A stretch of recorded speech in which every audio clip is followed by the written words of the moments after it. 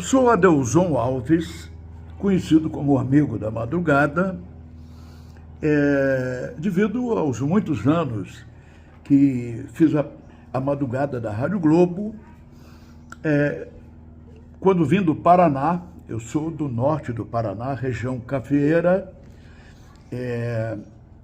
até hoje é a área de maior produtividade do café, um dos maiores produtos de exportação do Brasil, mas foi lá que aprendi, né, meus primeiros passos no rádio com meu mestre Marcos Alberto, que era um radialista genial. Fazia tudo maravilhosamente bem. Programação musical, programação jornalística, narrativa de futebol, etc.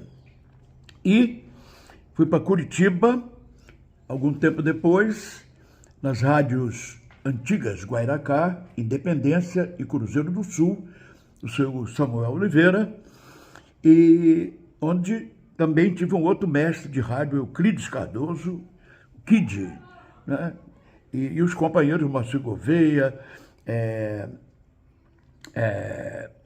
João José de Arruda Neto, o Dondé, o Célio Guimarães, que foi para a área da justiça, e de Curitiba, meu amigo Vacil Stupari, que foi meu operador no rádio de Curitiba, e Euclides Cardoso, como já disse, meu segundo grande mestre nos princípios básicos do rádio.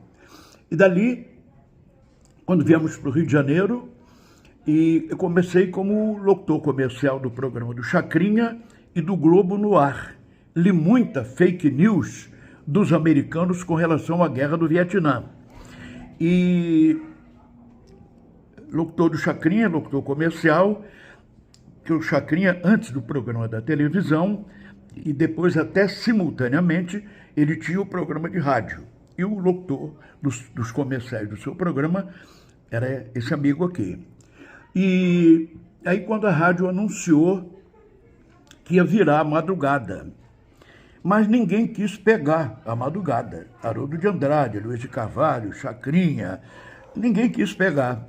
E eu fui o único candidato, até na última hora. Mas quando o diretor viu que ninguém queria, eu era o único, ele tinha que me dar o horário da madrugada. Aí tive que fazer um programa para ele igual o que o rádio fazia antigamente, baseado no Iê-Iê-Iê. O Iê-Iê-Iê que dominava o rádio brasileiro, era o chamado Jabá do seu Evandro Ribeiro, presidente da CBF, aliás, CBS, e do Pino, da RCA Victor. E aí eu fiz no papel, para o meu diretor, um programa igual do Chacrinha, que eu estava do lado, quer dizer, assistia diariamente, mas falei, bom, madrugada, ninguém vai me ouvir. Eu comecei tocando o nosso samba autêntico, nosso samba de raiz, com Cartola, Carlos Cachaça, Padeirinho, Geraldo Pereira, Candeia, Walter Rosa, Manassés, Aniceto, Chico Santana, Alvaiade, Toco, da Mocidade Independente, Catimba, da Imperatriz, e por aí foi. E o nosso superintendente na época era Luiz Brunini. Luiz era um executivo muito duro, muito correto, irmão de Raul Brunini. Raul era mais conhecido, porque transmitia corrida de carro e às vezes também partida de futebol. O Luiz era o superintendente. Na verdade, ele era o principal executivo do Roberto Marinho na época. E o Luiz foi quem me deu um grande apoio, porque muita gente não via com bons olhos quando eu comecei a botar o pessoal de morro dentro da rádio. E eles achavam que a rádio não era para o pessoal a ralé, não é para eles ralé, porque era da cor, que era do morro. Só que esse pessoal da cor e do morro tinha um talento excepcional raro, que é o dom de fazer música, porque não é qualquer pessoa que faz música. O próprio compositor verdadeiro, se disser, vou sentar aqui agora e vou fazer um samba, não faz. Tem que vir a inspiração. E a inspiração, para a obra ter realmente qualidade melódica e poética, só vem naquele que é realmente compositor. Então, e o Luiz me deu esse apoio. Ele era o superintendente e aí, durante 26 anos, a gente fez esse programa na madrugada da Globo, que depois foi continuado na Rádio Nacional. Paralelamente ao trabalho do rádio, eu fui convidado para dirigir a cantora Clara Nunes, da gravadora Odeon. E, como já tinha estourado no nosso programa da madrugada, o Paulinho da Viola, o Martinho da Vila e alguns outros nomes, que até agora não me ocorre rapidamente, eu propus a eles que aceitava dirigir a cantora, mas se eu a levasse para o morro, ou seja, para o samba do compositor de morro, como basicamente Cartola, que ele é o maior símbolo, né? E Cartola, além do grande compositor, ele é um dos fundadores da Mangueira, com o seu Saturnino Gonçalves, a Espinguela, o padrasto do Nelson Sargento, enfim.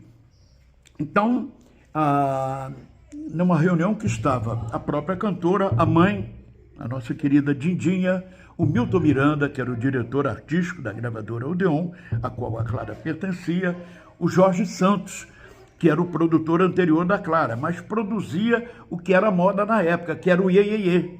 Era a balada romântica, que começou com Elvis, lá na América, né?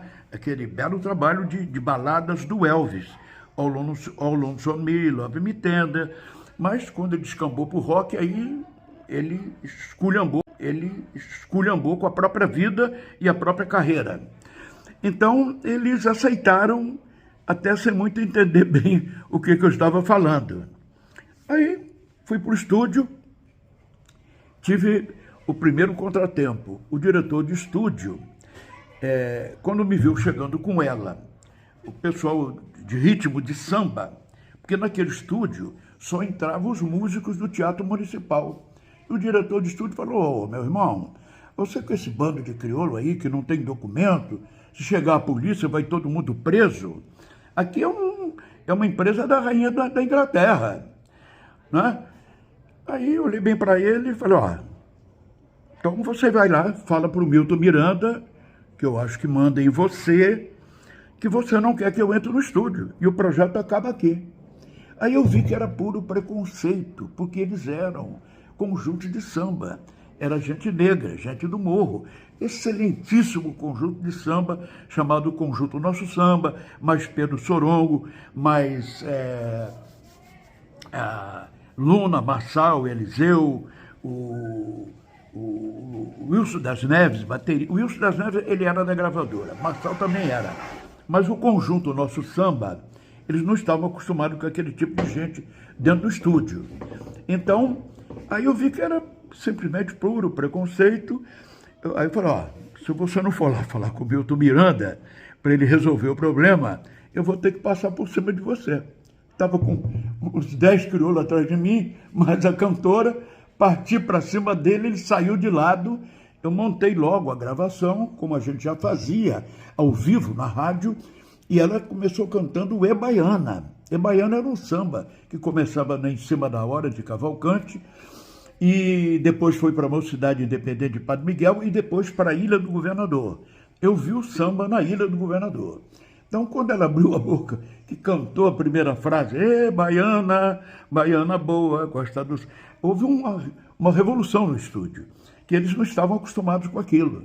Veio gente de quanto era canto, da parte burocrática, administrativa, artística, querendo saber o que estava acontecendo naquela hora ali. E era simplesmente o início, graças a Deus, bem sucedido, da carreira da cantora Clara Nunes, que dali para frente ninguém mais segurou ela, até ser a primeira mulher a conquistar o primeiro lugar de execução e venda de disco, porque primeiro lugar era privilégio de homens. Era Martinho da Vila, Paulinho da Viola, era Beatles, era Elvis, e por aí vai. Nat King Cole, né?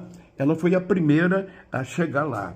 E depois dela vieram João Nogueira, Roberto Ribeiro, a Dona Ivone Lara, Wilson Moreira, Zé Catimba, né? Meu camarada Zé Catimba, o maior compositor da Imperatriz Leopoldinense, que agora é enredo da São Clemente, né? Candeia também tinha uma obra maravilhosa, mas nunca tinha conseguido gravar.